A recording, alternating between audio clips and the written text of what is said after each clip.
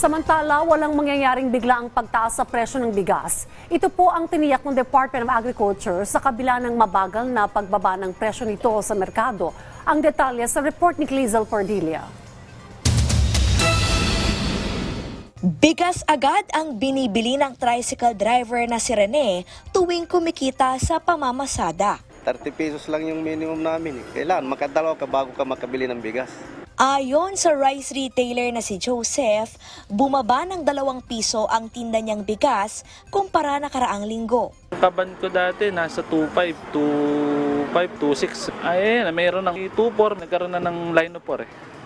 May bumaba siguro ng konti lang, konting-konti lang. Kasi nga nagano yan eh, pagkatapos ng yan baka tumas ulit, mga ganun. Sa price monitoring ng Department of Agriculture, naglalaro sa 46 hanggang 68 pesos ang kada kilo ng local at imported rice.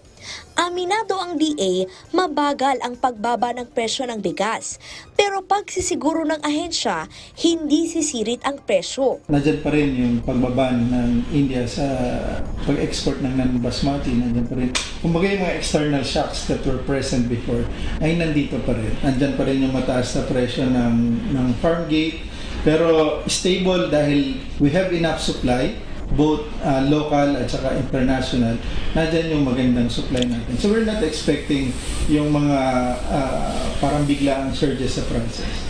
Naglalaro sa 23 hanggang 28 pesos ang per kilo ng tuyo at sariwang palay.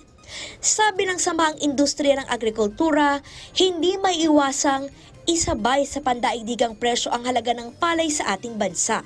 Ngayon lamang aniya nakakabawi ang mga magsasaka sa lugi sa mga nakalipas na taon. Hindi lang dito sa ating bansa,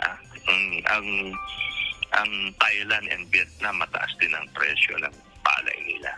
Tayo rin, ang fresh harvest natin nasa 17, no? Ngayon umabot ng 23 pesos. So hindi lang dito sa ating bansa na masayang magsasaka.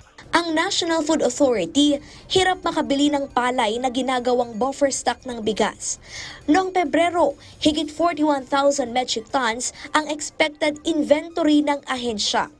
Mas mababa ito kumpara sa higit 300,000 metric tons na kinakailangang buffer stock sa loob ng 9 na araw sakaling may tumamang kalamidad. Sa ngayon, 6% pa lamang ng 543,800 bags na target palay procurement ang nabibili ng NFA. Hanggang ngayon, medyo nahihirapan pa rin kaming mabili. Ang track pa rin namin, ang monitoring namin, parang nasa 25 to 27 pa rin, no? So, ang buying price naman natin, pinakamataas, 23.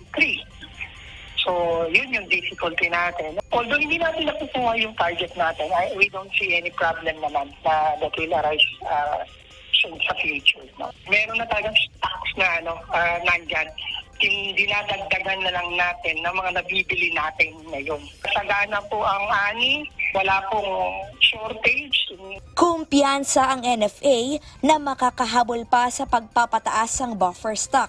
Sa April 11, magpupulong ang NFA Council at inaasahang pag-uusapan ang pag-aproba sa mas mataas na palay procurement price. Clizel Cordelia para sa Pambansang TV sa Bagong Pilipinas.